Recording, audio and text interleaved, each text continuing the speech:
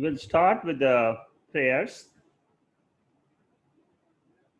Om Bhadram Karnebhe Shrunuyama Devaha Bhadram Pashye Makshabhiryajatraha Stirairangaihi Stuštuvagam Sastanubihi Vyashema Devahitam Yadayuho Swasti no Indro Vruddhashrabaha Swasti na Pusha Vishwavedaha Swasti nastakshorarishthanemihi Swasti no Brihaspati'r dadato Om Shanti Shanti Shanti.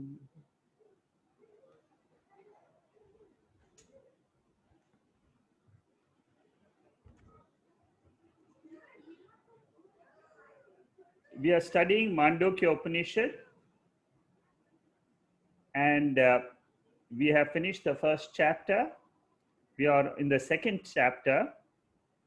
Last week, I gave a small introduction to what we will be doing in the second chapter.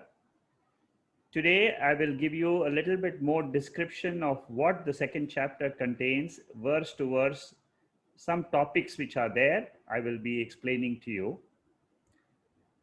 But before we start the actual class where we stopped last week,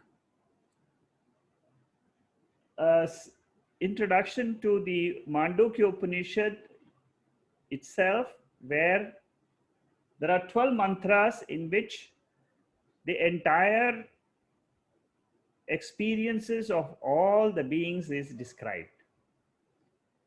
The Upanishads have a very, very innovative style of teaching. They are trying to teach us something which you cannot see by the eyes, which you cannot hear, which you cannot touch, which you cannot smell, which you cannot taste. The five sense organs is the only instrument which we have to experience the world. The entire field of experience, which we call it a Kshetram in Bhagavad Gita chapter 13, in this Upanishad is described as 3 states. Our 3 states of experiences are taken up. And we try to understand what is common in all the 3 states. This is the methodology which is followed in Mandukya Upanishad. We have waking, we have dream, we have sleep.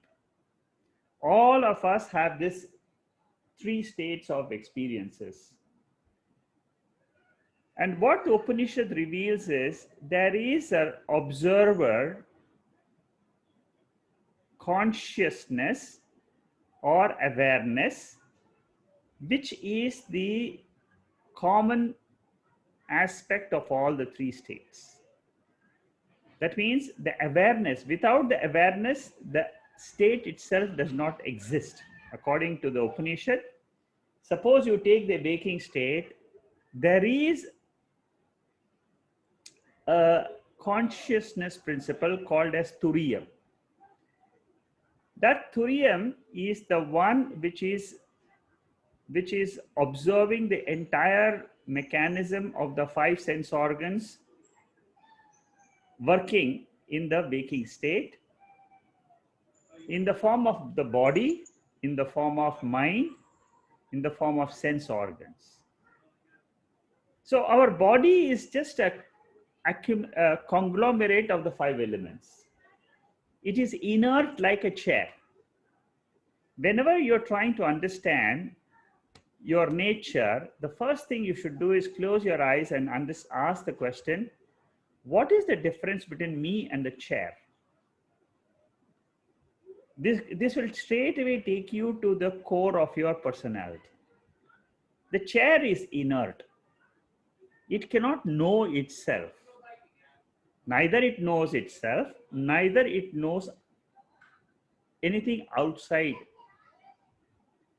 The body is exactly like a chair.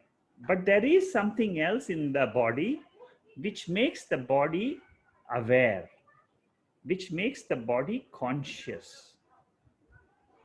We are trying to separate that consciousness from the inert body. If you are able to do that and then see the world which we experience, it is a different vision. This new vision is called as the spiritual vision. That means I don't look at myself as the body anymore, or I don't look at the mind as me anymore. I look at awareness or consciousness as the true nature of this body and mind. And the more we study this, we must always keep in mind how I'm going to approach this new vision. One thing is very clear, that the body is very, very separate. We must always keep on doing this viveka, this discrimination in our mind when we study the scriptures. Each one of us have to do it in your own minds. So the body is inert, it's understandable. The second main aspect which we have to realize is the mind. What is the nature of the mind? What is the mind? How does it function as an instrument? That is something which is very, very subtle. Bhagavad Gita and Upanishads both try to explain to us the nature of the mind. In the 14th chapter of the Bhagavad Gita, it was said that the mind is nothing but 3 gunas of Prakriti. So you should keep, while we are studying the Upanishad, you should also keep the knowledge of the 3 gunas of the 14th chapter at the back of your mind. Because when you keep that, then you will understand that the 3 states are nothing but Prakriti. It is the 3 states belong to the mind. And the mind is Prakriti. It is nothing but, like the gross body, there is a body which is called as the mind, which is invisible. And this invisible mind is the one through which I realize that ultimate consciousness. See, today we are already identified with that mind as the self. That distance between the mind and the consciousness, that is what is the real gap of knowledge. And this is the knowledge which the Upanishad is trying to build in. All the Upanishads we study, the difference is where do I stop being consciousness? Where do I start being the body or the mind or the sense organs? The line of demarcation. Where do I stop? That is extremely important for us to note, because otherwise we'll be running in circles in the waking state itself and trying to find who am I in the waking state, and you will never get anywhere, because the waking state is just one of the states. By being inside the state and trying to discover who am I, that question you will go in circles. So the ego I is nothing but the waker I. And the same ego I becomes the dreamer I. Then it becomes the sleeper I. So what happens is the I which I think I am is just that it is going from one state to another state to another state and coming back to the waking state again. This is what I know without studying the Upanishads. We just say I am a dreamer, I am a waker, I am a sleeper, and that's all. There's nothing else more than this. But what Mandukya Upanishad teaches us is there is something which is beyond the mind. And that is what is defined as Turiyam. Turiyam means what? It is the name of consciousness when it exists by itself. The line of thought you should remember is we know the waking state, so we start from waking state. Then we go and try to analyze what is the dream. Then try to understand what is the sleep state. After doing the third level, which is the sleep state, we have to go one more step beyond the sleep state. There is something which is called as Sakshi, which is called as Chaitanyam. That is our real nature. That is what we are trying to understand in this second chapter. How can I say that the Turiyam which I learned in the first chapter, the seventh mantra, how can I say that that is my real nature? Consciousness is my real nature. When I say real nature means what? Whatever I experience as other than consciousness is different than the spiritual essence in me. Like Drik and Drishyam. Drik means the observer. Atma, Anatma, Viveka. We say Atma is the observer principle. Drik is the observer principle. Kshetram and Kshetraknya. Kshetraknya is the observing principle. Always in our Indian scriptures, we try to give a higher level to the observer consciousness. Whereas science usually takes matter as the fundamental. So for us, in Vedanta, the spirit or the consciousness, the awareness is the basis. With that as the basis, then we try to analyze the world of matter. We put ourselves into the world, the body, sense organs, the mind, all that we put it into the world. Whether it is the waking world, dream world, or the sleep world. It's all packaged as world separate, the observer consciousness separate. In each of this, you will find that the observer consciousness is illumining the waking state. The same observer consciousness is illumining for each one of us. See, you have a different world, I have a different world, because our minds are different. Our thoughts are different. Where we live is different. So you live in another country, I live in another country. What I see outside, what I experience outside is different. So the perceptions may be different, but the illuminating principle, the seer, ultimate seer, which we call it as awareness, consciousness, God, all these are just names. But the Upanishad takes a lot of interest to reveal this nature of mind.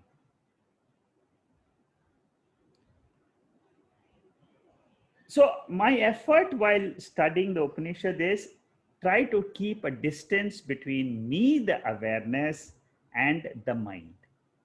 And beyond the mind is the sense organs, and the sense organs are perceiving the world.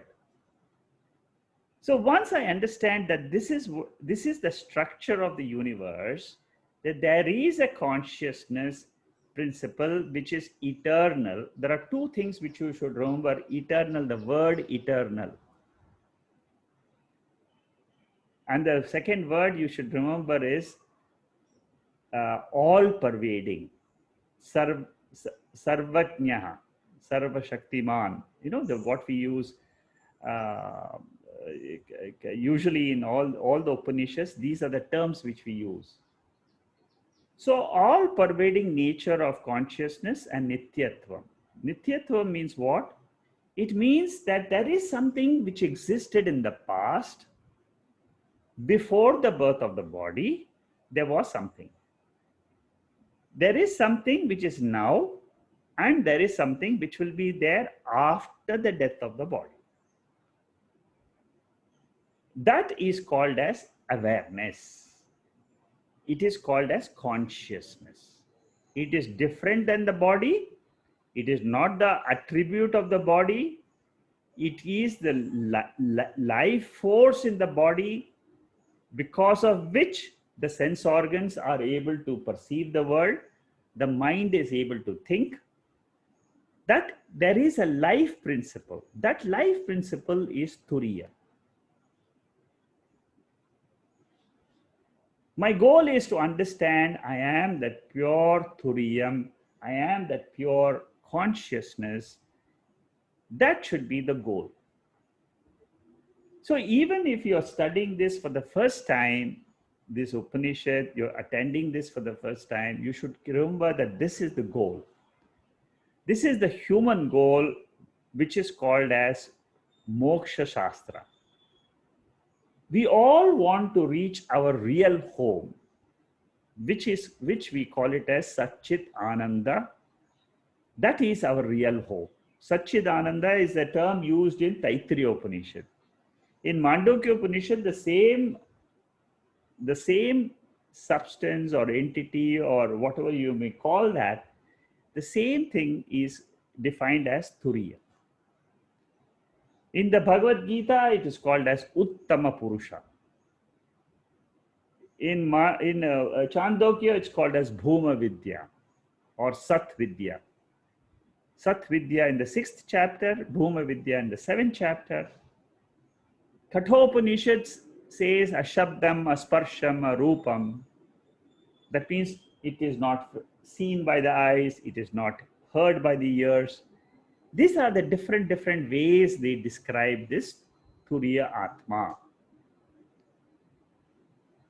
So with that short introduction of what this whole subject matter is, I am the Turiyam, I am the consciousness.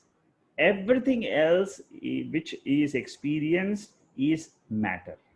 Everything, including the body, the gross body, the subtle mind, the causal mind, everything is matter.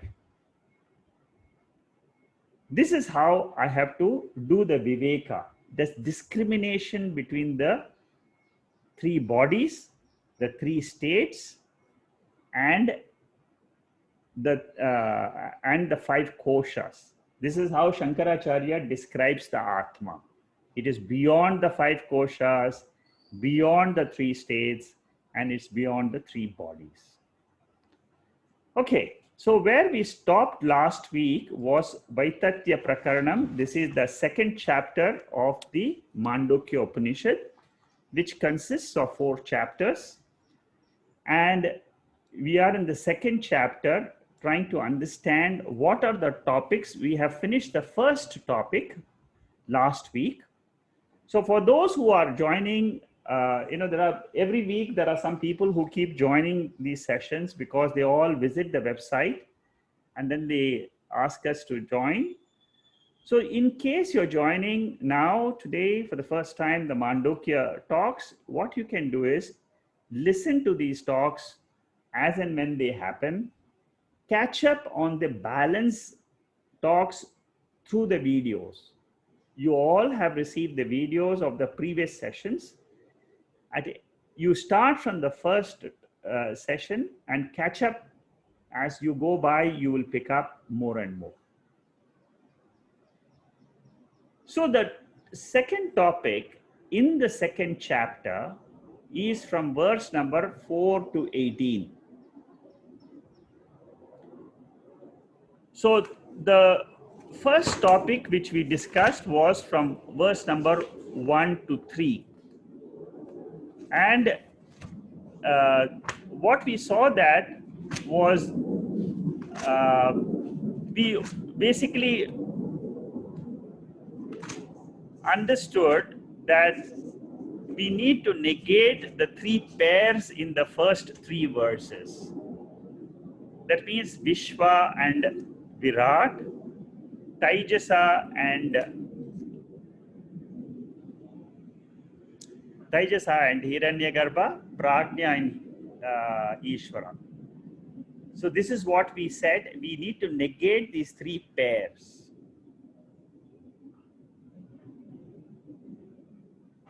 We give, what are these names? The names are the names of consciousness appearing as the individual in the individual body. That name given in the waking state is Vishwa. So basically there are three levels of consciousness: waking world, dream world, sleep world. The waking world, the two names is given is Vishwa and Virat. The world I experience in the waking state is named as Virat. Then the second level is Taijasa and Hiranyagarbha. Throughout the Mandukya teaching, you must remember these 6 names. If you are not clear of these 6 names, please ask me in the chat box. I will explain again to you. But these 6 names, without these 6 names, you will not understand anything in Mandukya, because everything rotates around these 6 names. So in the dream world, what happens is the dreamer is called as Taijasa, and the world of dream is the Hiranyagarbha world. In the sleep, it is nothing but the sleeper. The sleeper is ignorant of the waking nature, and he is ignorant that he is Atma. That is the main thing in which you find that I don't know my real nature in the sleep state. So that sleeper is also called as Prajna. And the ignorance or the totality of all the sleep states of all the people, which is called as Mula Vidya or Maya. Here in the Mandukya Upanishad, the title of that is Ishvar. It's a technical term. What we use as Ishvara in the normal sense is slightly different. It doesn't mean the causal nature, the causal prapancha. Normally, when we say Ishvara in Bhagavad Gita and all that, it means Lord Krishna, it means some physical entity. Here, it's a technical name, Ishvara, which refers to the causal prapancha. Like we have the causal, the causal body for an individual, which is the seed state for the individual's mind to come up in dream and in waking. Similarly, the whole seed state of the whole universe is termed technically as Ishvara. It is the seed state of the entire universe. From that seed state, the subtle dream world comes and the entire waking world comes. This is how we have to understand Mandukya Upanishad. So the 6 terms, if you understand correctly, you will be able to then ask the question, what is the substratum for all these 3 levels of consciousness? The 3 states are nothing else, but they are the states of the mind. See, the mind is the most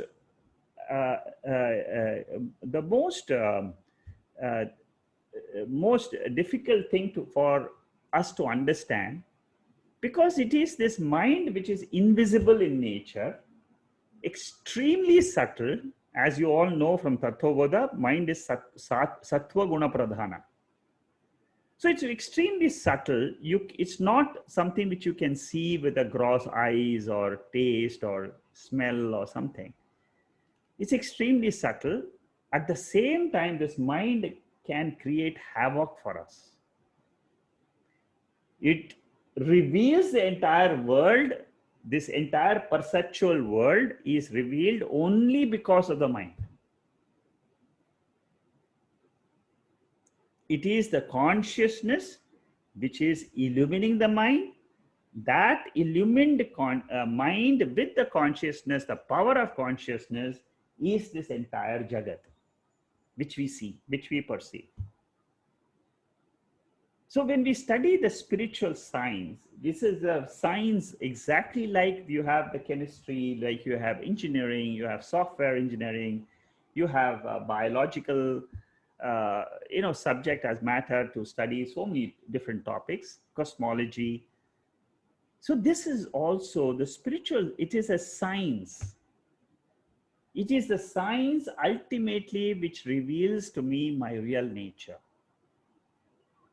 The same effort you put behind studying law or physics or chemistry or mathematics, the same effort is required to understand the spiritual science.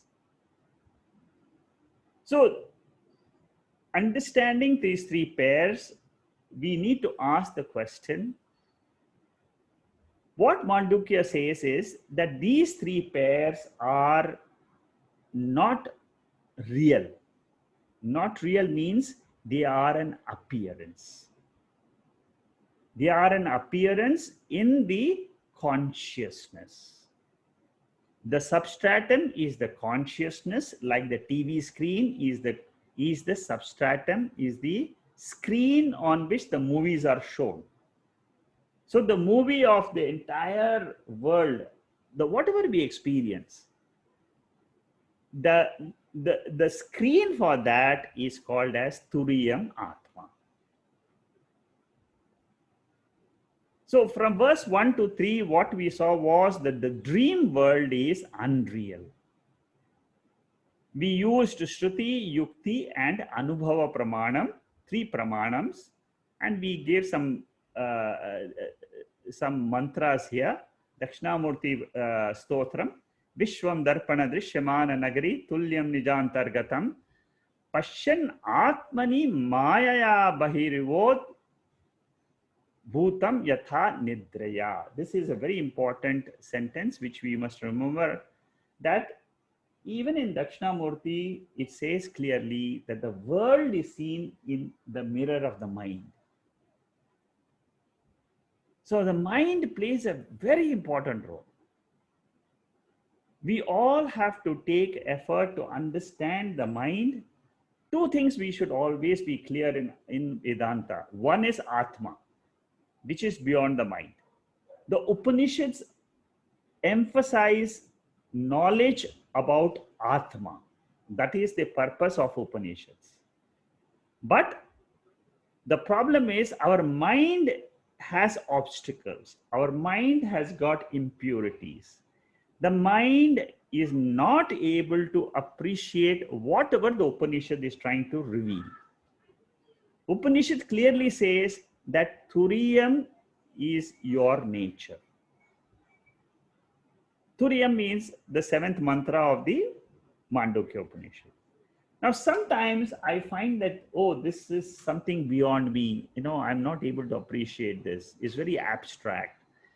This is the feeling we all have when we first study the Mandukya Upanishad. The structuring of the Upanishad is perfect. It takes me in the right path of inquiry. Waking, dream, sleep. Waking, dream, sleep. Even in Chandogya Upanishad, in the 8th chapter, Prajapati Vidya, the same Mandukya analysis is done. Same three states are analyzed.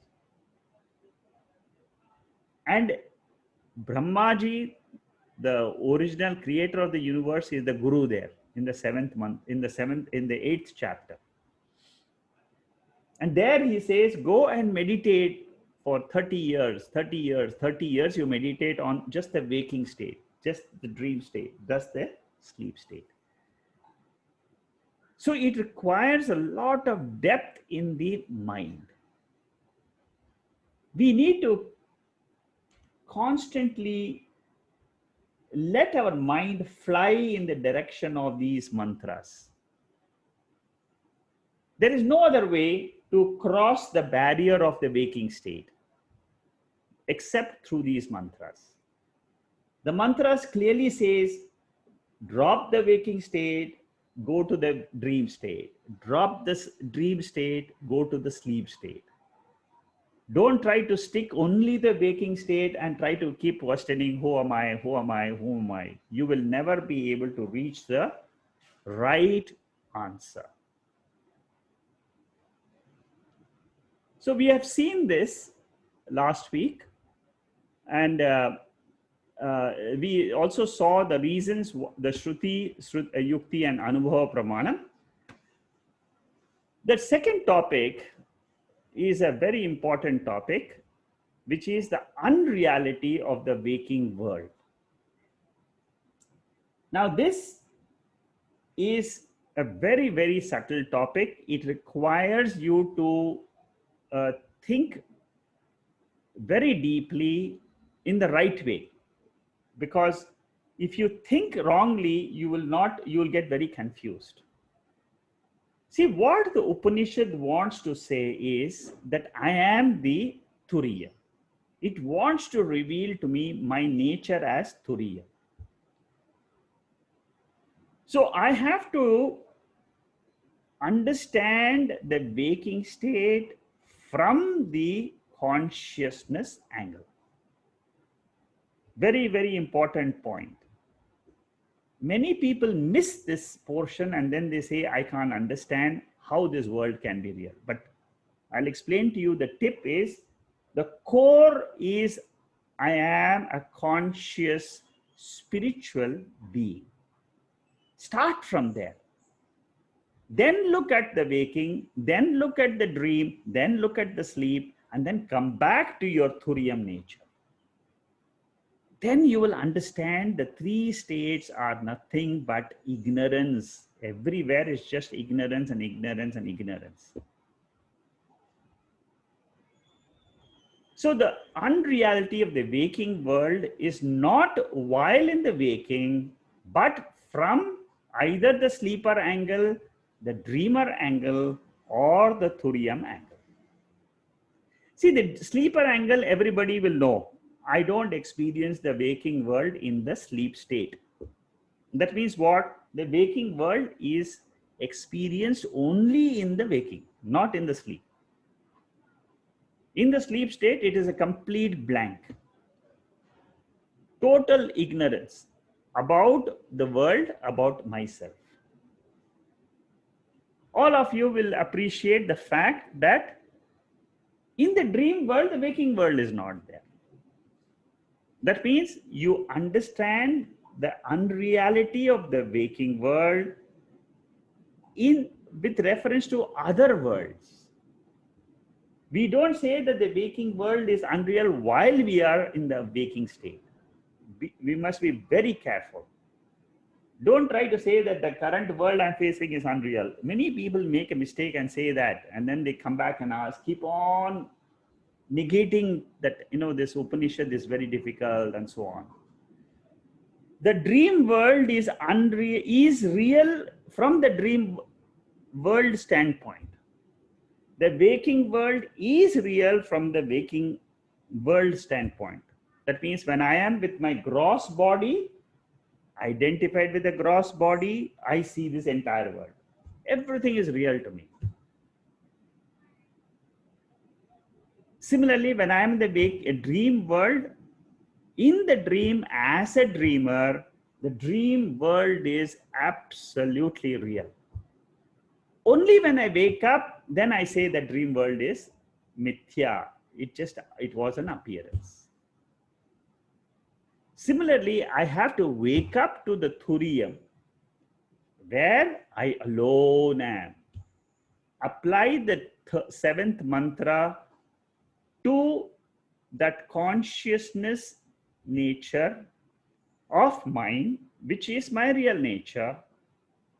Everything which you have of the seventh mantra of the Upanishad, apply it, you will understand that all the words Shantam, Shivam, Advaitam, All that makes sense.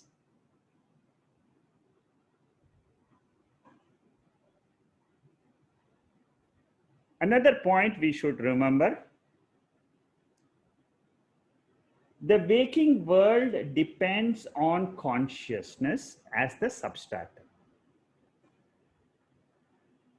Whatever is dependent, we define that as impermanent. Impermanent, or we call it as mithya. Mithya means it appears, but it doesn't have its own existence. Dream world appears for a dreamer, but it doesn't have its own existence. It depends on the waker. The waker's mind is the substratum. That's what we generally state. But for a senior student, the moment you come to Mandukya Upanishad, you should shift that understanding and say that the consciousness is the substratum for all the three worlds. Without consciousness, there is no world of experience.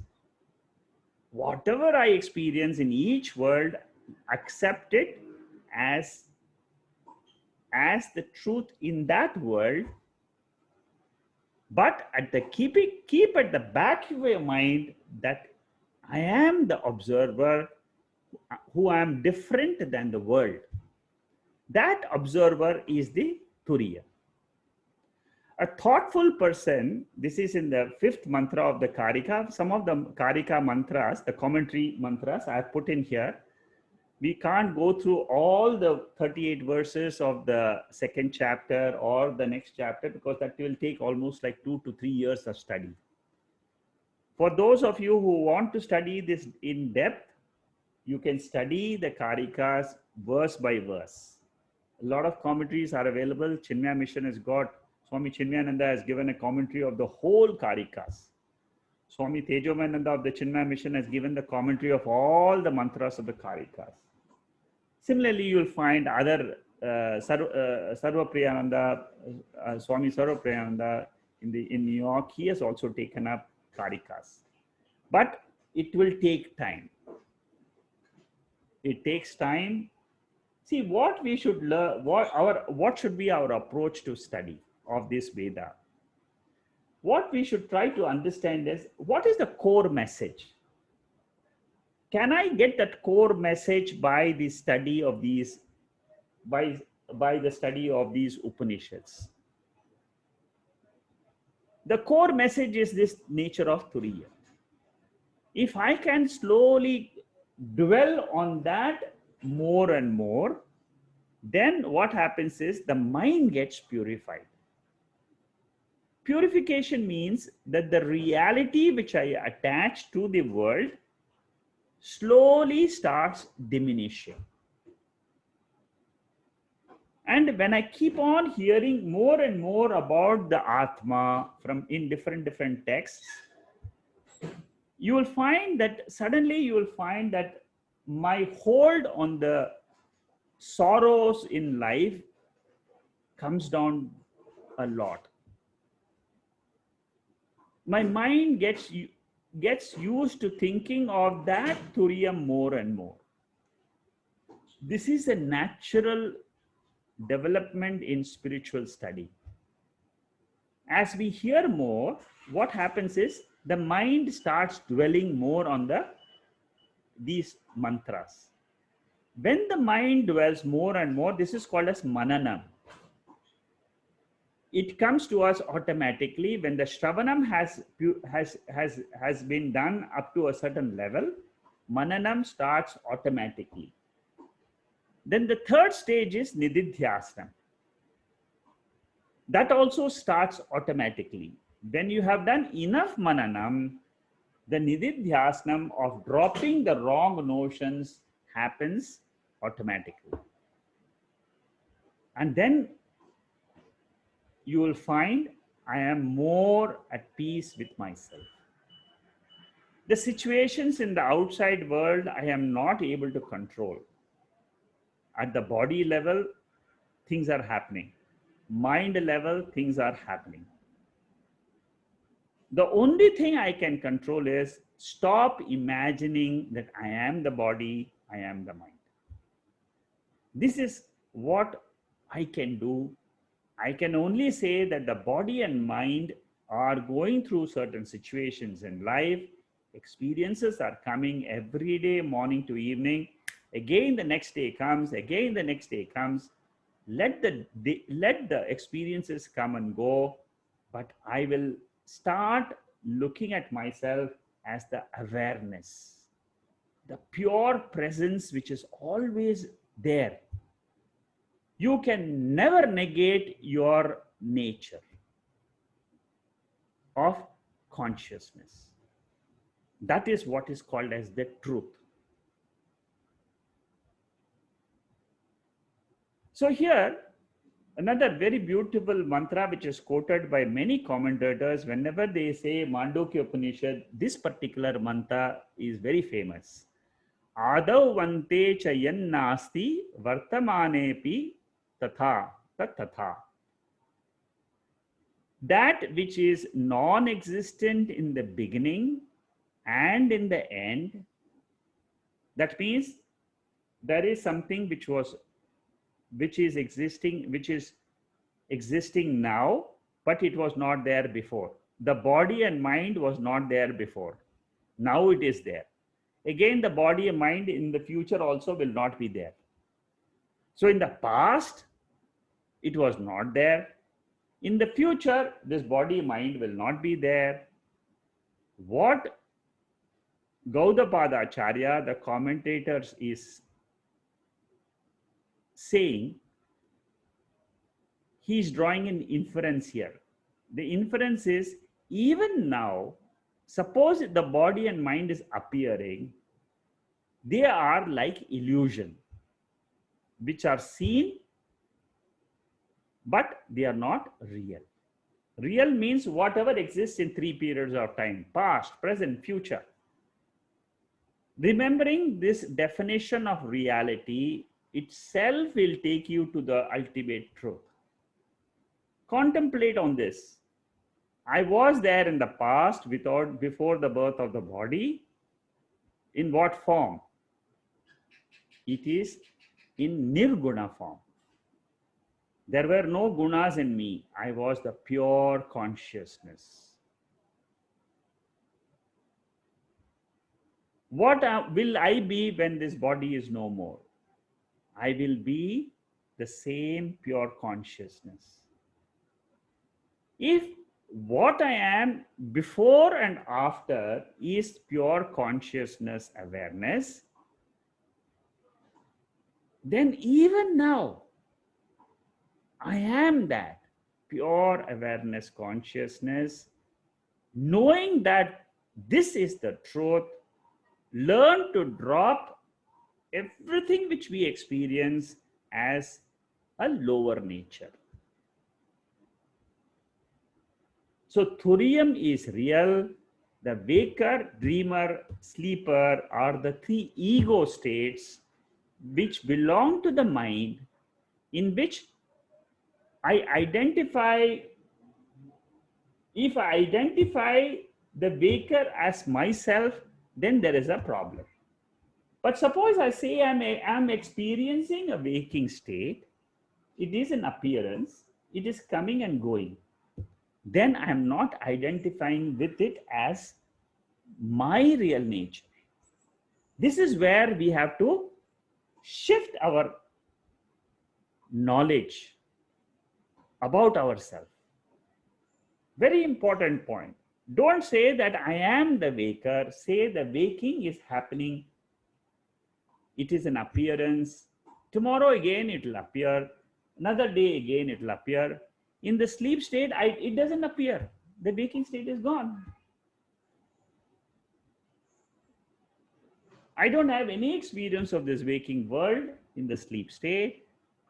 Again, tomorrow after sleep comes waking. Again the dream comes, waking comes, sleep comes. The three states are relative in nature. They keep on changing. But the consciousness, the eye of consciousness is never changing. It is always the same. So try to be that consciousness even while experiencing the world, day-to-day world. I am working in the laptop. At the same time, remember, I am that awareness. Try to create a distance between whatever you're doing and what you are a being. Being is different, doing is different. Whatever is done is through the sense organs and the mind, whether it is the organs of action, organs of knowledge. These are all the instruments which are acting. The one behind the instrument is this awareness. Any object reveals its existence only depending on the observer to prove its existence. That means the waker eye has to be there. Waker eye means it is the consciousness reflected in the mind, and this mind is experiencing the gross body and the gross world. This is how we should remember how I see the world. After Mandukya Upanishad, the way you see the world will be, the vision will change. Earlier, without the knowledge of the Mandukya Upanishad, I used to just say, "Oh, I'm a waker," and I just say, "Okay, I'm working, I'm studying, I'm walking, I'm running." This is identified with the waking body, which is the gross body. But this gross body experience goes away in the dream state, goes away in the sleep state. So the observer is always important. Without the observer, you cannot have the observed world. So every object in the creation depends on the subject. Very, very important point. In the Upanishads, the science does not come anywhere near this. This is where the Upanishads have their own glory. Upanishads take consciousness as the fundamental. Matter appears in consciousness and disappears in consciousness. This is how Vedanta approaches our true nature. The entire field of matter appears, disappears. Disappears in the sleep state, appears in the waking. And an entirely different matter world is there in dream. So who am I? I am the Turiyam. I am the consciousness. I am the substratum of this entire three states to come and go. Like when you look at the chain and you remember the chain is nothing but gold, then you're using the chain. You're using the chain, you're buying the chain in a gold shop, but you have a vision of the gold. Similarly, I have the vision of this body and mind acting in the world, but at the same time, I keep at the back of my mind, I am the screen, I am the pure consciousness. This world, seen world, is only an appearance in that pure consciousness, Turiyam. This world depends on Turiyam. The dream world also depends on the Turiyam. And what is the Turiyam? It is the illuminating principle. Without the light, there is no world. Spiritual light, not the physical light of sun. We are talking about the spiritual light. In the 11th verse of Panchadasi of 10th chapter of Panchadasi is a very beautiful definition of Sakshi given there, or Turiyam given there. Turiyam is something which is like a light in the, I keep on repeating this in many of these Mandukya because I love this verse in that Panchadasi 10th chapter. So the light is illumining the dance floor. At the same time, when the dancer is not there, it is illumining the absence of the dance floor. The light, the light, which is the light which illumines the dance floor. Similarly, our Sakshi is the light, the spiritual light. In the waking world, I can see the world. It overwhelms me, because I am such a tiny, because as body or mind, I am very, very finite. But I try to drop this finiteness and I say, I am the light. I am the pure Sakshi. I am just the observer principle, the consciousness principle, the knowledge principle, from where all the knowledge is coming into the mind. Without that light, there won't be any world at all. This is how. And what happens is, in the sleep state, the whole universe, the knowledge of the world is gone. What remains is absence. So the Sakshi or Turiyam experiences the waking world, and it also experiences the negation of the waking world. Very, very important point of Turiya. If you understand this point, you will pick up the Turiyam nature as your real nature instantly. I am the light which can exist without the world. As proved in my sleep state every day. In the state of sleep, I don't realize, I don't know the world. That is why it's called as ignorance. So the Sakshi, the spiritual light, illumines the ignorant state where the mind has gone to sleep. When the mind goes to sleep, the entire projection of the world is in unmanifest condition. So unmanifest condition of the matter principle, which is of the 5 elements, is observed by consciousness. And we say there is no universe, but I exist. This is a fundamental thing which if you can pick up this, then everything else becomes very easy. Just think of who am I without the ignorance in the sleep state. That ignorance, if you are able to remove it, that is what is called as Mula Avidya. I have destroyed the ignorance of the Moolam of the entire world. There is a Moolam, and that Avidya, ignorance of the existence of Turiya. There is something. I didn't know this. But through this Mandukya Upanishad, I am able to penetrate that ignorance. Go past that ignorance, which is the Mula Vidya, which is the ignorance about the Atma, the Turiya Atma. Now I say, yes, there exists a spiritual light, not the body, not the mind, not this whole universe of matter. There is something, and that is the substratum. So the rope snake is the waking state, dream state, and the sleep state. 3 states are all combined together is the rope snake example. The rope is the substratum, which is Turiya. Shell silver. Silver part is the 3 states. Shining. But the shell is the substratum. On that, you see the silver. On the rope, you see the 3.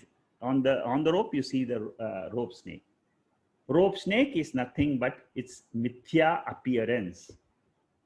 Similarly, silver is a mithya. It is a mistake. It is a adhyasa. It is an apparent appearance. The dream is mithya. It is appearance. So for all appearances, you need a substratum. This is the law. And for the waking, there is a substratum. To experience this appearance, I need, for every error of a mistake. Suppose you say I'm seeing rope snake. It is a mistake. Taking that to be rope snake to be real, you will be perennially committing an error. Similarly, taking the waking dream and sleep as real, the moment you remove the reality of this, then your problems in life will just vanish. In one shot, you will say, oh, it is like a dream only. What is this? I am the reality. That is the final message, where we say the world depends on the observer consciousness. Whatever is impermanent, see, this is how our reasoning should go through. When we try to understand Mandukya Upanishad or any Upanishad, when we try to understand our nature as this consciousness, awareness, this is there in all the Upanishads. Whether you take any Upanishad or any of the Pratasmaranam Sloka, or everywhere, the bottom line is, I'm trying to understand the subject, the real subject, the real observing principle behind the whole creation. We call it God. It's just a name. In Vedanta, we call it Chaitanyam, Satchidananda. It all, the entity is just one, but names are different. So this waker has borrowed existence. It is not, it is dependent on the consciousness. Similarly, dreamer depends on the consciousness. Whatever has intrinsic independent existence alone will be eternally existent. In your mind, just think of this. There is something which has been there in this world, always there. It has never gone out at all. Suppose there you find that there is something. That is what is called as Nityam. Yesterday it was there, day before yesterday it was there, morning it was there, evening it will be there, tomorrow it will be there. That is what is called as consciousness. Pick up this point about Nityam. You will arrive nothing else except consciousness, awareness. This awareness never goes. It is always there. You try telling yourself, I'm non-existent. That is not the truth. I am, when you say, it means you are existent. Yatu atyantika vatu janma maranavatu anityatatu mithya. That means anything which is anityam is mithya. It's not, it is just a passing, it's just an appearance. Drishyatvat anityavatu. Anything seen. Suppose you say, I saw. It is anityam. That means I saw, but it doesn't exist now. Morning, I saw the world, it is not there. The world I saw in the morning is different. Now in the evening is something different. The sun has gone. It's going to be nighttime. So drishyatvat. Drishyatvat means anything seen is false. The seer is the truth. So Jāgrat, the whole prapancha is seen.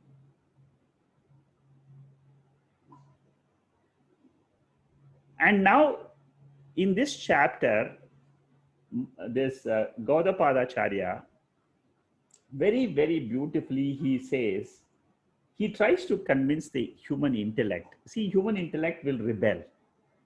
And you will say that, how come you say this whole world it has got utility value?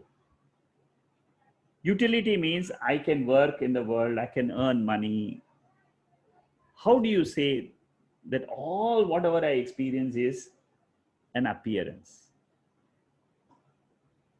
What we say is what the commentator Gaudapadacharya says, world has got utility, it has got clarity, it has got externality, it has got objectivity. In spite of all that, we will say that it is an appearance only, because it is dependent on the consciousness.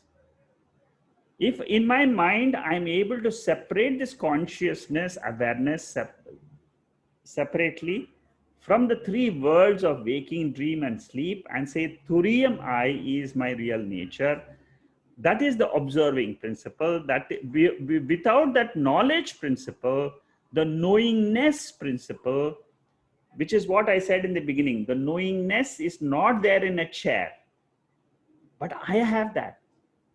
I know the world. I know this body. I know my emotions. I know I was angry. Now I am not angry.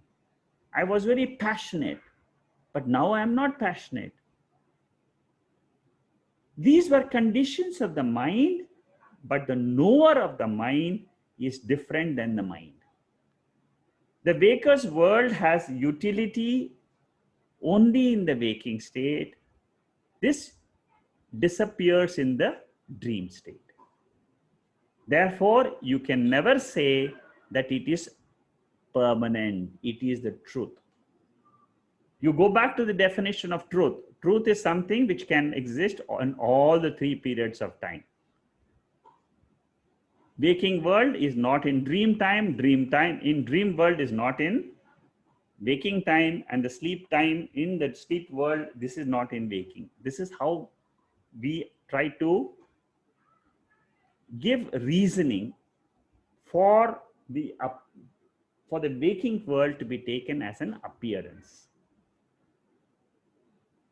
Again, I repeat, only take it when you look at when you are going through the dream world, it is real. When you're going through the waking world, at the waking time, it's 100% real. We have to take it. There is no doubt about this. But when you just study this whole waking state with reference to the sleep state, we say that is where you have to jump three realms of experiences. So the dream world is clear in dream, but it is vague in waking. Similarly, the vagueness of the waking world will be there when you look at it from the sleep world. So we cannot say that this is the truth. So clarity of a world, clarity of a dream, clarity of the waking world should not be taken as the reason to say that it is the truth. Many people will say externality. Externality means I see the world external to the body. Dream world appears external in dream, but internal after waking up. Similarly, the waking world appears external while we are in the waking world, but from the Turiyam point of view or the sleep state point of view, there is no outside. It is all in the mind. It's all coming out from consciousness and resolving into consciousness. The whole mind resolves. Then the third criteria we say is objective. It is objective. The whole world is objective in nature. Chair is object. Everything which we see is an object external to the body. Our sense organs, the body line is the border line which separates the external and internal. Internal means inside the body. That means the mind is internal, whereas the objects are, the world is external, but the line of cutoff is the body or the mind. So what is commonly available for all, we can say, is real in the waking world. The dream world is commonly available for other subjects in the dream who are actually in dream. That means you have certain other, we experience not only ourselves in dream, but we also experience others in the dream. So we cannot use that whatever is commonly available, that is the truth, we cannot say. That is real, we cannot say. Because in each world, that reality changes. The relativeness of the dream world, the relativeness of the waking world is different.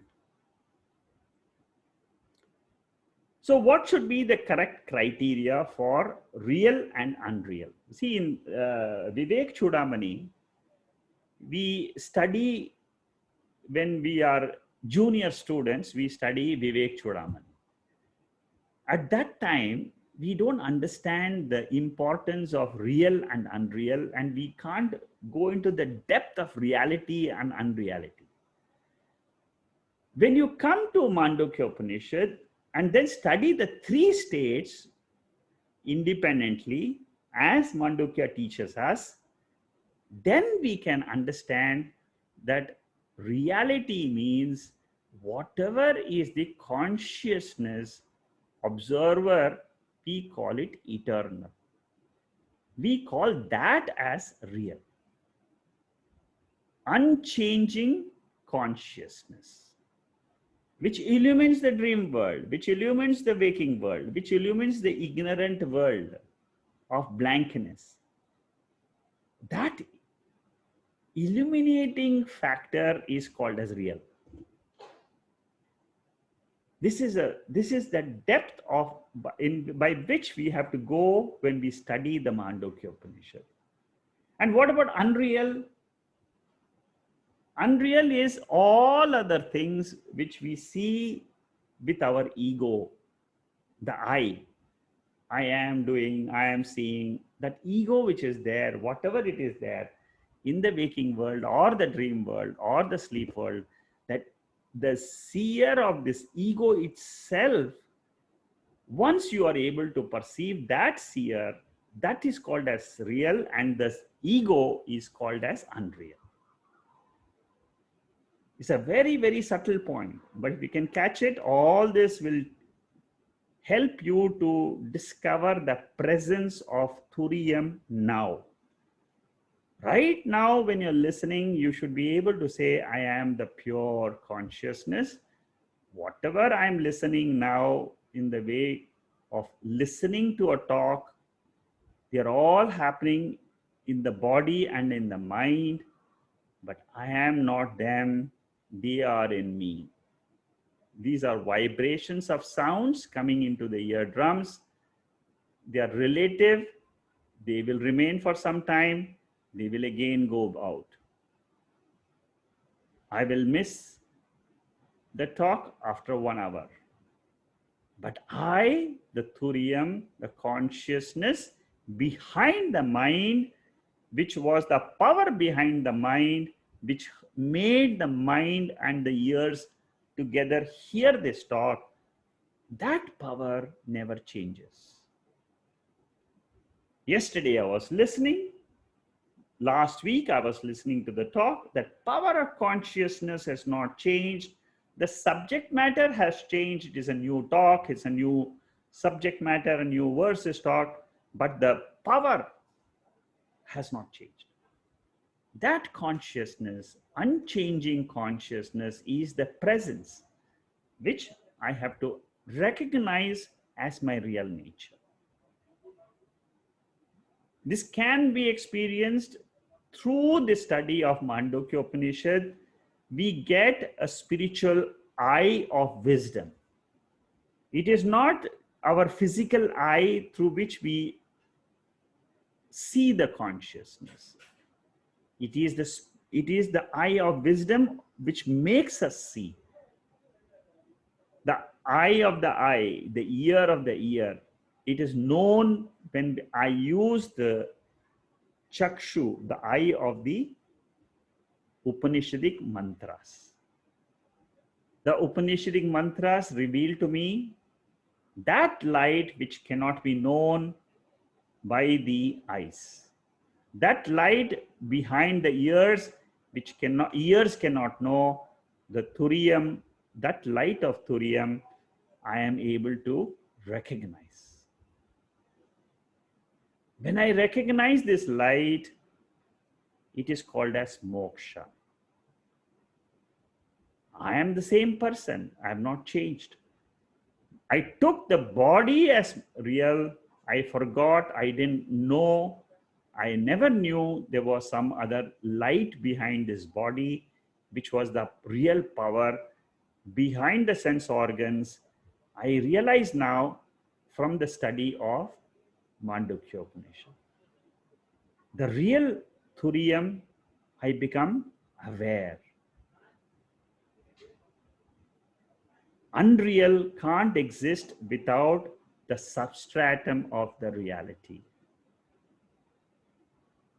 This is what is revealed in the Adhyasa Bhashyam by Shankaracharya very beautifully. He says there that waker I, sleeper I, dreamer I, they need, if it's all an error, if it is all a superimposition, on what is this world superimposed? The waking world comes, it goes away. Again, the dream world comes, goes away. The sleep world comes, goes away. But where is it all happening? That is called as Turiya. It's a name. And I own that as my real nature. This is how I should study the Mandukya Upanishad, not academically, because academically all this Vishwa, Taijasa, all these are just names. But I should be able to connect it with my real nature. That will transform you.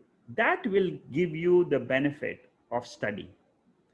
I will continue with this slide next week, slide 107. This page, we will continue this. This is chapter 2. It will take us some time for us to munch through all this, because this is a very, very subtle topic.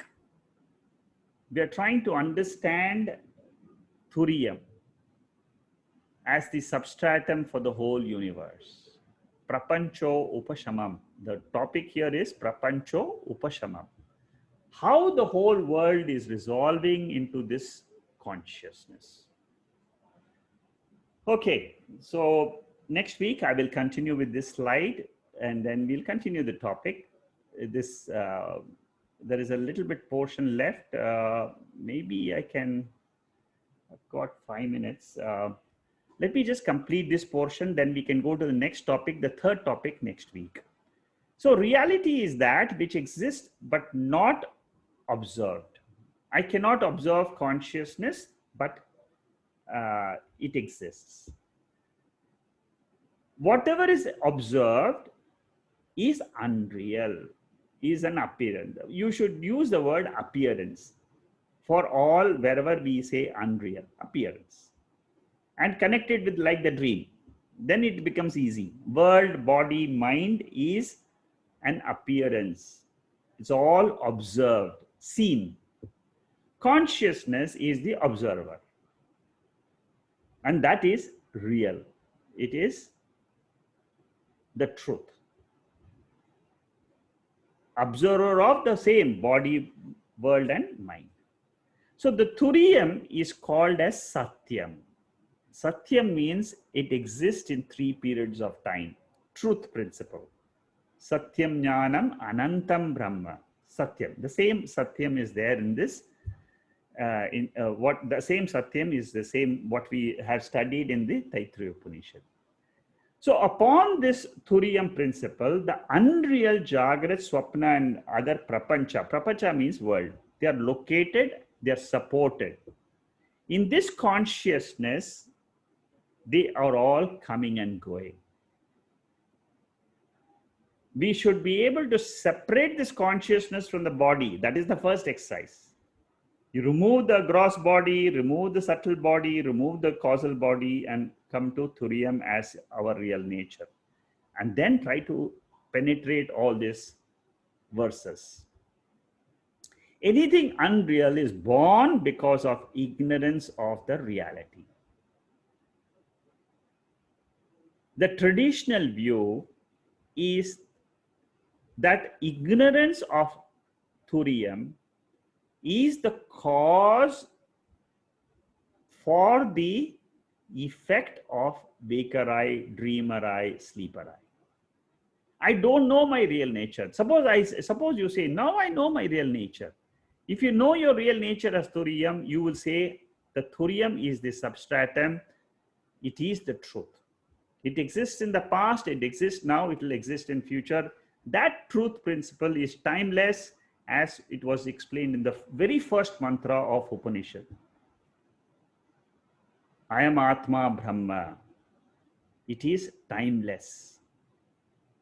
On that timeless is this entire Jagat coming and going. Like rope ignorance is the cause of the snake appearance, the ignorance of the consciousness is the ultimate, which is called as Mula Avidya. Moolam, it is this ultimate thing which is there. I don't know. The ultimate substance of the whole creation is this Moolam. That Moolam, like you say, the root is of a tree is the Moolam. If you know the root, you will know all the things about the branches, the leaves, the fruits, everything you will know. So know that root is Turiya. Ignorance of Turiya is called as Mula Avidya. Another word for this Avidya or Mula Avidya is Maya. And this is Maya is Trigunatmika. It is Sattva, Rajas and Tamas. This ignorance, Mula Avidya, expresses as it has got three expressions. It expresses as knowledge, it expresses as action, it expresses as ignorance. That means Sattva is knowledge, Rajas is action, Tamas is inertia. That ignorance which I experience, which I call it as blank state, that is what is called as Maya. These are all technical terms. Turiyam ignorance is the cause of Padatrayam. Is the cause. You see, this is a very, very important point. Between the Sakshi Turiyam and the body and the mind, or you take the mind, what is there? What is the gap? The gap is ignorance. I don't know Turiya. Therefore, I take the world as completely real. Suppose I know Turiyam, then what will happen is this world we experience will lose its pang on us. It is like the fang of the snake. You remove the poison, you remove the fang.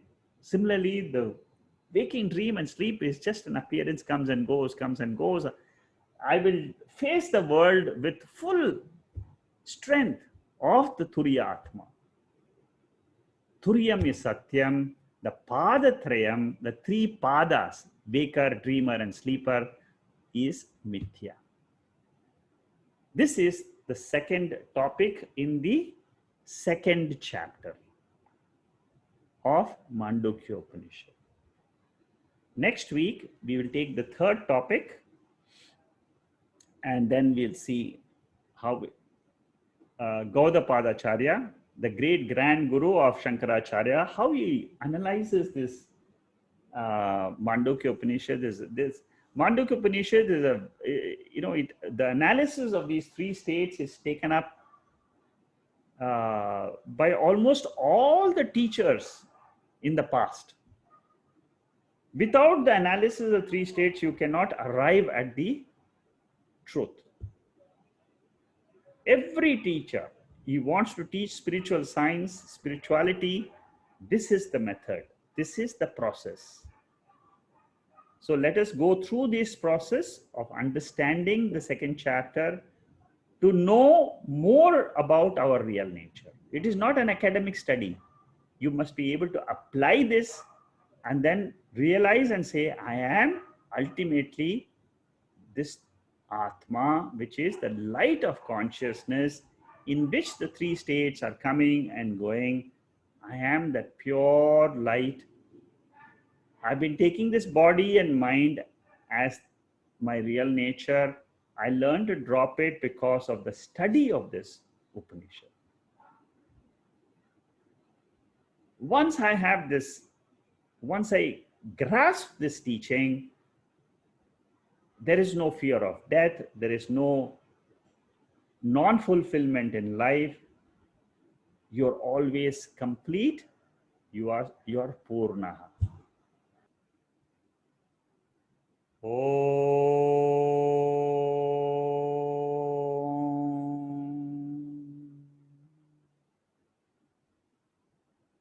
Purnamada Purnamidam Purnat Purnamudachyate Purnasya Purnamadhaya Purnameva Vasishyate. Om.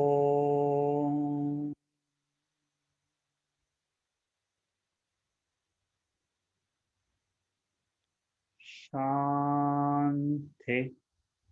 Shanti. Shanti.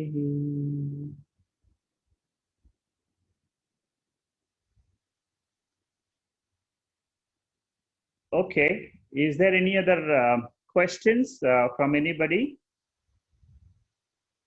You can unmute yourself if you have any question. Shakarji, Amyanshu here. Yeah, Amyanshu, tell me. I'm having a very basic question on Mandukya Upanishad. Yes, tell me.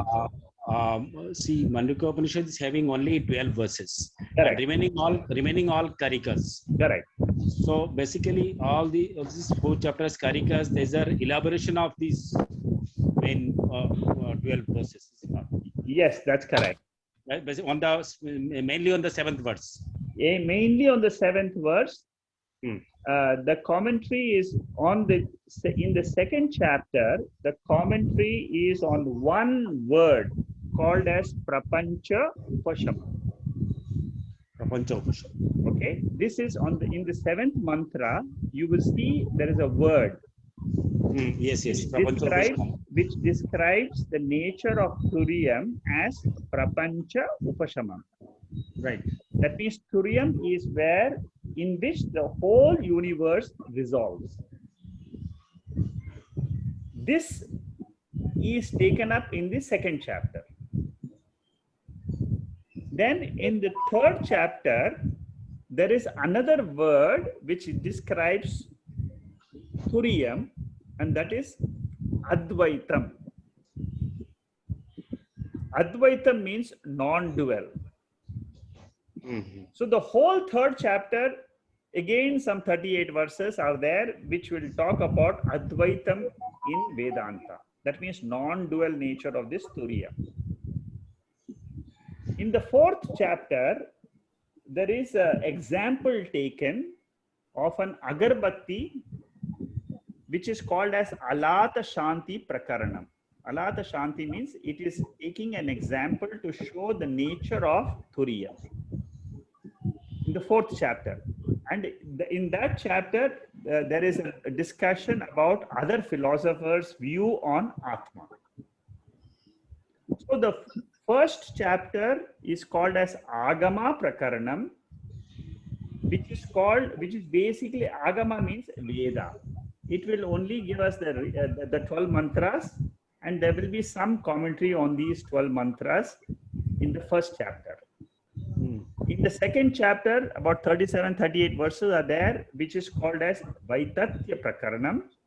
Vaitatya Prakaranam means falsity of the experienced world. Vaitatyam, Mithya. So the whole Mithya, how do I come to see the world as an appearance, like dream? How can I accept this waking state like a dream world. That is explained if you study the whole 38 the karikas there, you will come to know that that one word prapancho upashamam is explained in the second Vaitatya Prakaranam. Then we have Advaita Prakaranam in the third chapter and Alata Shati Prakaranam. So all the four chapters after the 12 mantras is only karika. Karika means is a verse form. This is written by the great grand guru of Shankaracharya. Shankaracharya's guru's guru. He has written these karikas to explain to us how to, you see, Upanishad makes only one statement. It says that you are Turiya. And this is the nature of Turiya. As a student, how do I try to unravel this truth and try to see in myself that I am the Turiya? That is the work done by the Karika. And Shankaracharya has written a very beautiful commentary on these Karikas.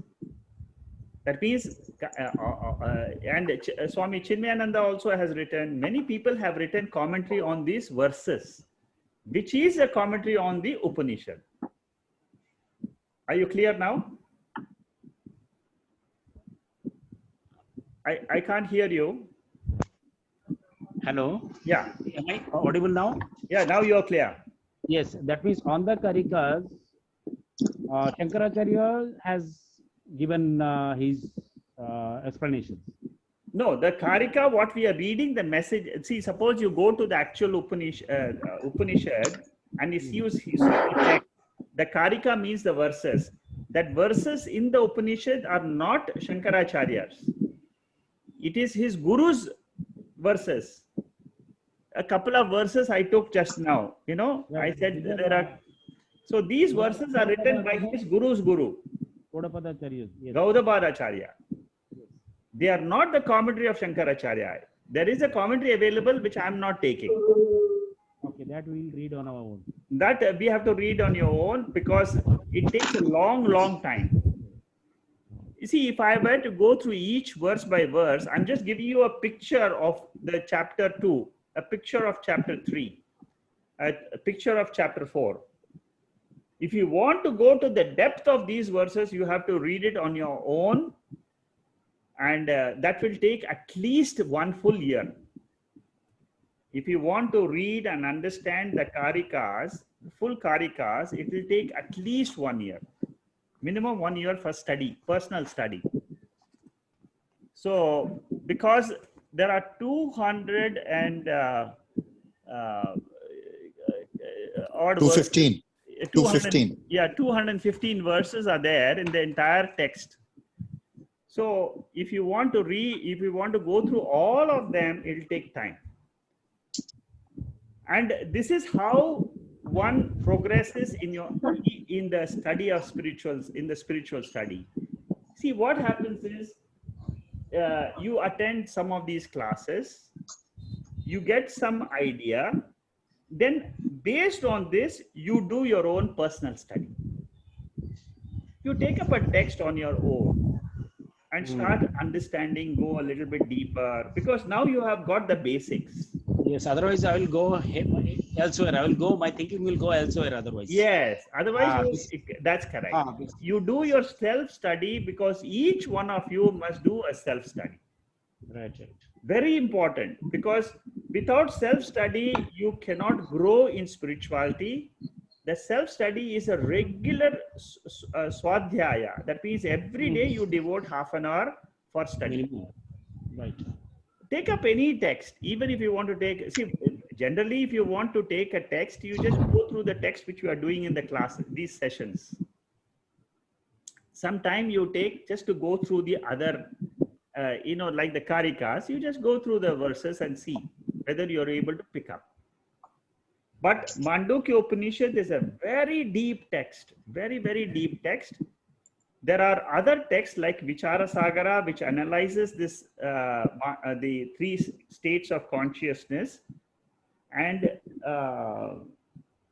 in those texts, they do a very deep analysis, a comparative analysis of the dream state and the waking state.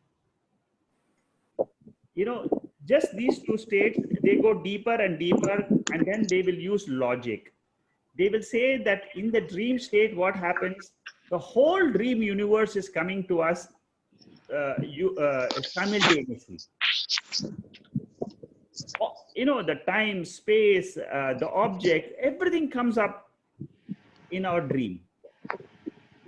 What they say is the waking state also the same thing is happening. You know, at one shot, as soon as I open my eyes, the whole waking state appears before me. That means the dream world and the waking world are very similar. Very, very similar. And then because of this similarity, we can understand that waking world is projected, dream world is projected. Who is the projector? I, the consciousness, am the projector of both the worlds. This is the final, ultimate truth. You become a senior student the moment you say, I am that consciousness. In me, I am the projector, sustainer, and the resolver of these three prapanchas, three worlds. I am that Turiya. This is the final vision of the Mandukya Upanishad. In the state of meditation, ultimately you have to reach this goal. I am the center of the entire cosmos as the consciousness. This will come to you the moment you say, I'm not the body, I'm not the mind. That is the trick. The trick is, I have to tell deliberately, I am not the body. I am not the mind. Tell yourself, sit down and close your eyes and tell yourself. Then use this knowledge of Turiya. Then tell yourself, oh, I am this consciousness in which this whole projection is coming and the whole projected world is coming. Then you will accept the fact what in the second chapter, when Gaudapada gives you the reasons, he says the world has novelty. The world which we experience has got beauty. The world has got all that, but it is not the reality. It is not the reality. The reality, the Satyam is this consciousness. Yes. If you can tell that to yourself, you have learned the Mandukya Upanishad. Only the H2O, not the weights. I am the H2O. Yes, not the I weight. am the H2O. I am the pure consciousness. I am the wave is only a waking wave. Yes. The dream wave comes. The sleep wave comes. But where are all these waves? Where is it? Where is the substratum? That substratum is the ocean floor. That ocean floor is the pure I. All are Nama and Rupa. Bas. Nama Rupa is the top in the waves, the mind. You see, the mind is just having all the Nama and Rupa, name and form, name and form. So whenever you think about yourself, you tell, I am that consciousness. Free of, another word which they generally use is this sarvagataha, that means all pervading. In Vedanta, sarvagataha means that which does not have sajatiya bheda, vijatiya bheda, swagata bheda. There is no differences. Sajatiya means there are no two jatis of consciousness. There is no second consciousness. Sajati. Vijati means Other jatis. Yes. So there is no difference in consciousness. In Turiyam, there is no difference. And that Turiyam is all pervading. And when you say all pervading, it means it is timeless. It is not affected by time at all. See, when in simple words, we have to initially deliberately say, I am Chaitanyam. I am pure by nature. Let it, what we have learned in the past. Yes. Let it, in the past, we may have said, oh, I have heard many people telling me I am a sinner, I am this, I am useless, I am stupid, I am this. Throw away all those notions out of the window. And then you just say, I am this pure consciousness. Let that go deeper into myself. I am not the mother. I am not, you see, the mother is just the body. I am a male, female, belongs to the body. The mind doesn't have any gender. Mind itself doesn't have any gender. So what about Atma? Atma has no gender. It is genderless.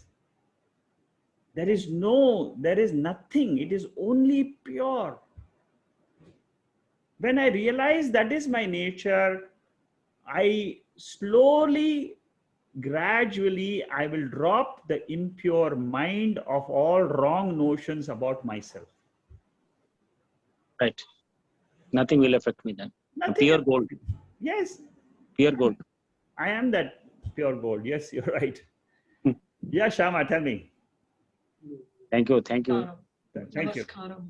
Thank you. Wonderful. And just two little questions. I'm absolutely comfortable. I'm not the body. I'm not the mind. I have a body and I have a mind and I'm experiencing X, Y, Z. This relates to the jiva consciousness, Yes, isn't it? It is the jiva consciousness. Yeah, so it's the little I, not the real I am. You know, the aham and idam, which you were saying. Yes, yes. So this jiva consciousness, it relates to the idam. So this one is actually experiencing X, Y, Z. Exactly. This one is the doer, this one is the knower, this one is the experiencer. Yes. This one, so it definitely doesn't relate to the supreme consciousness. It doesn't relate to aham. Okay. They're all idam. Yes. So thank you for that. There's just one very kind of a little practical questions, and I just wondered whether it is something that I should just know and be aware of, that during our spiritual journey, there is a little kind of an uncomfortable, difficult phase of the spiritual journey where necessarily it is almost like, for example, if you just see, this jiva prapancha thrown wide open into, like right now, it's very comfortable because I am with completely all the spiritual people, all your audience, you yourself, and all of that. So I'm in that very safe, secure. But you throw me out there into this, and of course, I realize that increasingly, what I used to find it very simple, very easy, everybody was a friend, everybody was this. Now I find that my mind is immediately sort of kind of throwing out so many different people. Is that something which very natural. This will happen to all of us. I will become friendless. Yes. You see, what will happen is I'm more comfortable with my own self, and it's okay. That is my nature now. Yeah. You see, I don't bother what others talk to me about myself. Yes. No, that doesn't bother me. It doesn't bother me anymore. And therefore, what happens is I am at peace with myself. Definitely. That's the big thing. Yeah, that is the gift of the benefit of this study. Yeah, but it's so often I'm almost not there existing, amongst company of people. I just have an observation on that, because you use the word friendless, and I don't think the spiritual journey makes you friendless. In fact, it evokes deep compassion and love. No. And So understanding. That, So from I my just point wanted of to, view, yes. yes. I agree with you 100%. And that there is no other. Actually, I even feel the birds are not another. If I see bird perched up on the tree, that and me is exactly the same. Yes. So that way, in my own awareness and knowledge, it's just really literally, it's very difficult to be actually present there. That's what I meant, Yes. Yeah. Those very people who were kind of, they had their own special, friendship and all of that. That more or less, sometimes I'm not aware of the presence of anybody. So that's what I was just wondering, whether it's an inevitable part of the journey. It is an inevitable part. I agree with you. Because what was making a lot of sense to you, it was drawing the world every day. It was drawing the world to you before. Yes. You will find that aspect of the world drawing you, making you overwhelming, and as a part of the world. Now that goes away a little bit. Yeah. That Brilliant. overwhelming nature of the world to overwhelm you, that goes away. Yeah. That is the beauty of this study. I think it is, Shekharji, it's more to say with the attachment. Is that what you're saying? Yeah, that's correct. So you are much more relaxed to what happens. Yeah. You're in a correct. sense. So therefore, correct. If there's a bad thing happening to a person, you accept it, and while you'll give all the compassion, you're not attached to the event. Yes. Is that what you're saying? Yeah, that's correct. You see, one very important thing is that sorrows in life will still come, because that is the part and parcel of the life. Yeah. It will come in some form. It will come to all of us. There is no doubt about it. Pain and sorrow will come. Yeah. You see, for example, body and mind is there. Yeah. As long as you are identified with the body, sorrow is a part of nature of this body and mind. So only thing I can say is, I don't give this world full reality. Yes. This is the change. This is it's a diametrical, it's a big change in life. Very big change. I live in Prakasha. Yes, I am more in my, that's correct. Yeah. I like, Shekharji, the Kashmir Shaivism has a very interesting, I find it very similar to this, but obviously that has a certain, but it's constantly say that even engaging in this entire world, you feel the presence of the Spara Bhairava, the consciousness. Yes. You are that consciousness. Yeah. So you engage even while walking, even by sleeping, even by engaging as a householder, constantly in that. And I feel that's similar to what you are saying, that I am Aham Brahmasmi. Yeah. So constantly being that state. Let the appearances come and go. Only thing is, stop brooding. Why did this happen? Why this didn't happen? Stop. Now, on a lighter note, it is interesting because today morning, and I was just really having like tsunami of thoughts, and literally I had to write it. So it was completely gone.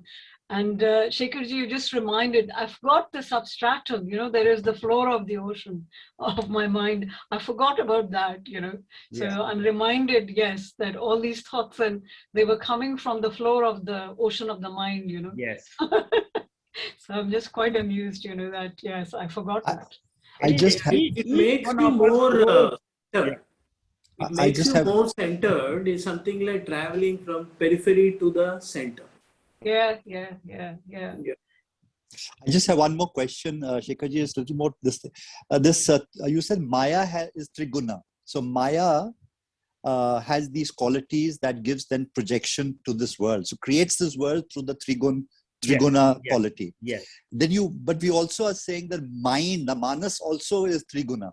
Mind and Maya is the same. Same. Mind. So you are saying the mind and Maya is the same. Exactly the same. The power of Maya, the power of mind is the same. So would you, or can we, or would you not say that the Maya gives rise to this world and the mind gives rise to the Jiva Yeah, correct. and the world? I mean, Yes, so I yes. mean, so Yes, both ways can be said. Yes. I mean, you could say that. Yes. Yeah. Yes. Because Maya is a much more larger concept of, That's correct. you know, Maya correct. means, you see, whenever we say Maya, it And means it is Mula Vidya. Mula Vidya. Mula Vidya means the Moolam, the root of this entire universe is Chaitanyam. That is the ultimate root. Without that I, there is no universe at all. The waker will not arise. You will not be conscious of the waker. You will not be conscious of the dreamer. You will not be conscious of the sleeper. But having known that, that is the, if I don't know that, then I'm aware of all this. But if I know that, then what happens is in that none of this exists. Shekharji, you know, what's been sort of not bothering me, but I've been sort of trying to understand, and that the spirits in the spirit world are also in duality. I mean, haven't understood this. What, when we leave, I mean, you know, there's constantly this question comes. Yes. When the subtle body leaves, and obviously subtle body carries with it the memory, the vasana, this thing, and sort of, but it is obviously in consciousness. So there's consciousness is a inert prakasha, and It's not inert. Consciousness is not inert. Not inert. No. It's not. Consciousness is full of knowledge. But yeah, sure. You see, the whole world is inert. Okay. But not consciousness. So conscious is dynamic. Yes. But it gives rise to all this. Yes. So it attaches with the subtle body. Yes. And transmigrates into another body. Yes. Is that what it is? See, so the consciousness remains. As a screen. Or rather, you are saying that this is a new computer with electricity has to be there. So which is a, you know, it's a sort of a impersonal energy that gives rise to everything. Yes. Equipments will change. That is more correct. See, more correct. Yeah, that's what I meant actually by saying. Yeah. It is impersonal. It is in which there is no gender. There is there is nothing except that. Ultimately, the realization is all this which I'm experiencing as the world is all with reference to this body only. Yeah. So what happens? Body is not, see, for example, in the sleep state, this body is not there. For whom? For that ego. The ego I, who is talking now, who's listening, talking, this ego I itself dissolves in what? Ask this question: where does this ego I, which is talking, listening, hearing? Yeah, it comes from Maya. It goes into Maya. Yes, it goes comes into in Maya. from this thing, goes into Turiya. Yes. Yes. But and what happens? That Maya is a power of this Turiya. Yeah. But what happens in this when we transmigrate? This causal world, this causality of cause and effect. Yeah. How is that sort of, that part is not being touched at all? It's sort of, we sort of step out of it. Yeah, I see the reason why we don't talk too much about this travel business of the jiva traveling and all that is because in the vision of the Upanishads, the reality is only consciousness. So yes, I understand that. In the vision, okay, now when you're coming to from the body angle, if you're seeking, the information is available that all the jivas are there in the Chidabhasa of the Lord. There is a reflected consciousness of the Lord, which we call it as Ishvara, the causal prapancha. In that, all the jivas, after they leave this body, they remain in a dormant state till they get the new body. This is only with reference to Ajnani, not a Jnani. You see, if you are Ajnani, you will ask this question, after I leave this body, what happens to the mind? This is all from the Ajnani angle. From a not from a Jnani angle. Because you are not body and mind. Yeah, because you, as a Jnani, you are not the body or the mind. You are asking this question with reference to this body and the mind which is active right now. At the highest ultimate level, the body and mind is only an appearance. It is not reality. Therefore, there's no travel for a jiva. For a jnani, there's no travel. Spiritual sadhana is akin to installing a malware installed to the minds, can be a virus free of no corruption. Okay. It's free. It's I feel free. very protected. I feel very protected. Yes. Mr. Shekhar, Yes. Jacqueline here. Oh, Jacqueline, you're still there. I thought you are out of this discussions. This is ever going, okay? I'm like more and more attracted, the consciousness is asking me to do it every time. Fantastic. You're speaking the truth from the bottom of your heart. Yes, what I want to say, I'm just sharing, okay? Consciousness, I think is so profound. Even right now, I'm talking to you. It's not consciousness, but it's the mind that is talking to you. Yes. So because I am a human being, and I'm here to experience everything. Just like when I wake up, I see the light, I see whatever. In fact, if I can, I want to sleep, because when I sleep, I know nothing. So that's why it is profound that in a way that as good as I think I am a consciousness, not I think I am a consciousness. Even things that I want, like what we say, good or bad, we have to accept it. If we accept it, it is human being already. It is a mind that who is accepting it, and it's not consciousness. And consciousness is just happy, infinite, blissful, whatever it is, but human beings just go and label 1, 2, 3, 4, 5, everything, even our experience, right? Is that right? Yeah. Yeah, that's the profound part. Because I'm a human being, I have to adapt to it. But when I adapt to it, when I accept it, then I say, okay, I accept the no good, I accept the good, and I'm happy every day. But then when the unhappy comes in, I say, what is going on, right? Yes. Yeah, that's the profound part, So yeah, but what you have to say is do when you experience the unhappy part is to stand back a little bit. Witness, observer. Become a witness. Just say, oh, this is my mind which is throwing thoughts of unhappiness. Yes, that's what I am doing it consciously, and Aham Brahma asked me, and Om most of the time. Yes, that's correct. So Yeah. that's good.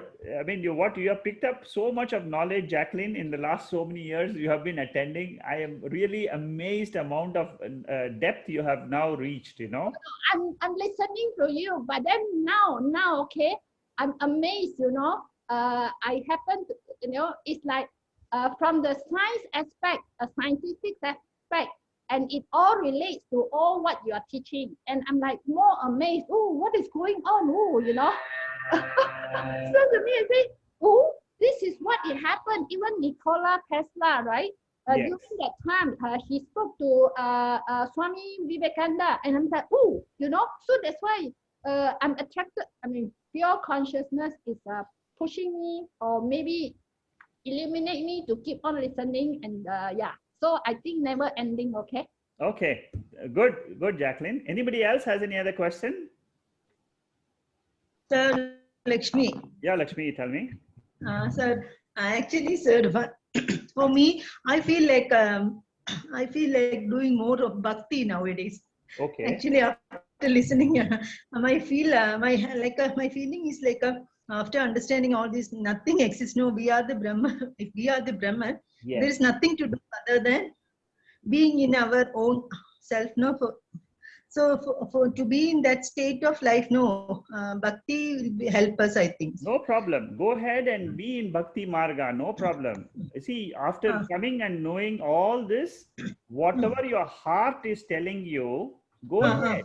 Go ahead and spend Spend what your heart wants it. In this birth, you want that bhakti. Understood. Fulfill your desire of completely on bhakti mode. Okay, understood.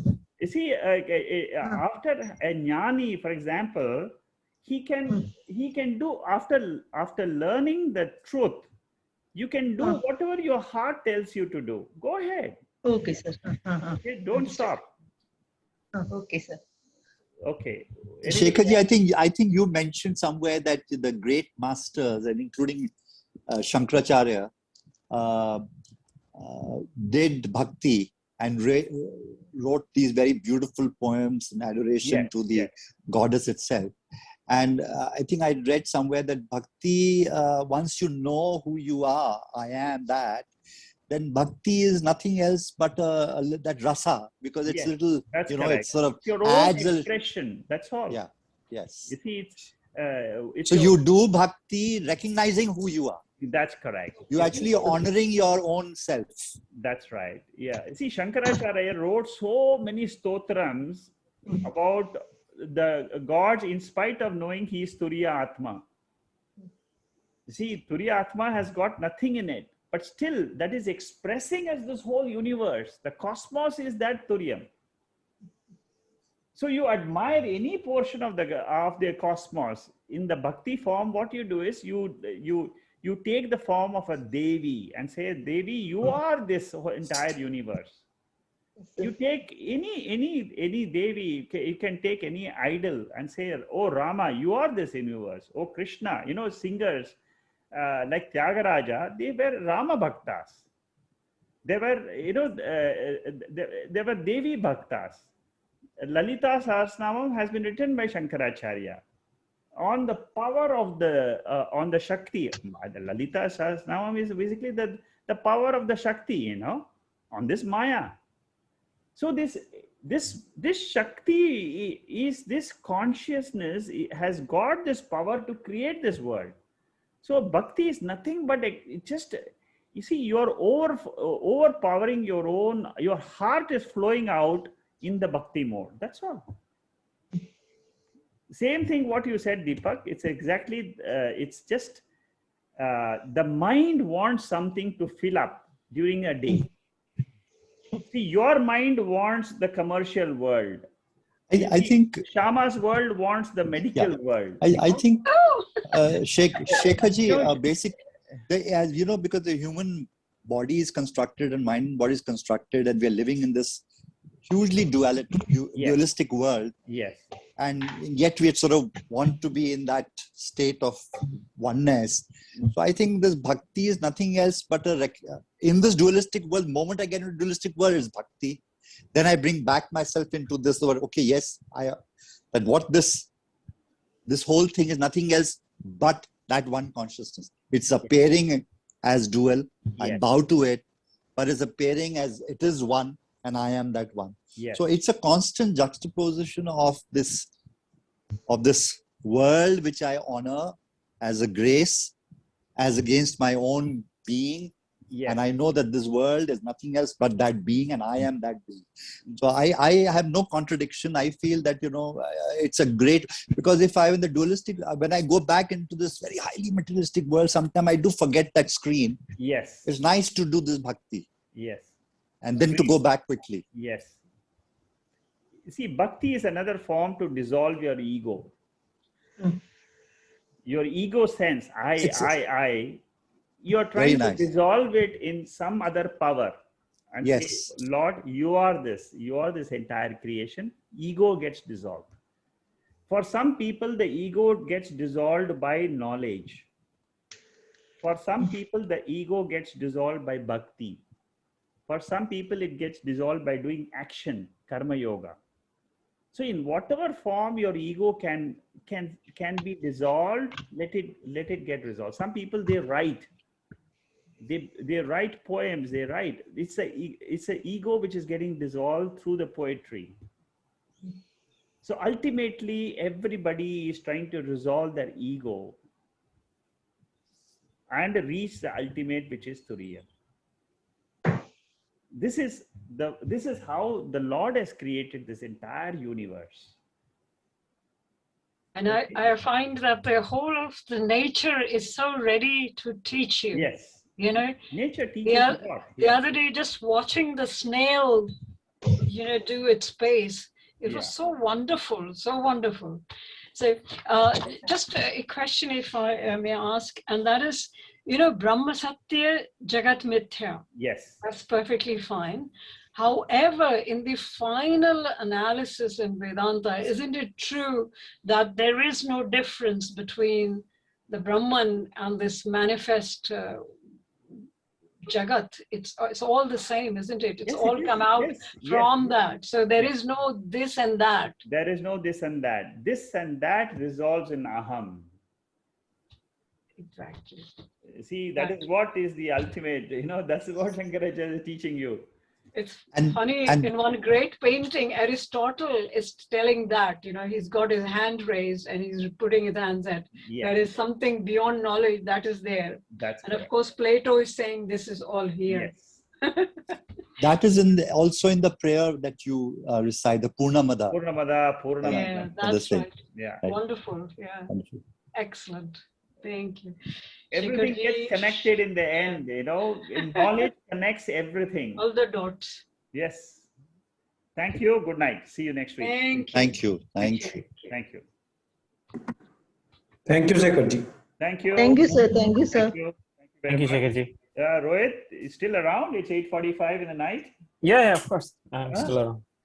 Okay. I'm very happy to see that you're still active after listening to Mandukya so many times. Yeah. It's a different experience, Whenever you listen to Mandukya, especially Mandukya Upanishad, it reveals to you new things every time you listen, like the Bhagavad Gita, It's I think also what it does is, Shekharji, that every time, this is the third time I'm also sort of doing it. First time I did with Swamiji, Sarvapriyananda, that every time you go through it, it releases a new layer of understanding. Yes. There's so many layers. The mind gets more purified. Yes, it does. Each one of you can see that you're diving deeper and deeper into the ocean of the mind. You see?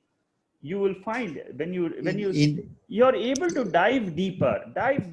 In fact, while doing this the third time, I wrote to you that I had to go back to Tattva Bodha. I went back because I had to learn by heart all the tattvas and all the things once again. I said, no, I have to go into the depth of that understanding of the Gyanendriya, the karma, must know it by heart, because it just gives me the full understanding of this body-mind equipment, which I finally want to lose. Yes. I must. Anyway, you see, each one of us, goes through this entire journey of the study in very different ways.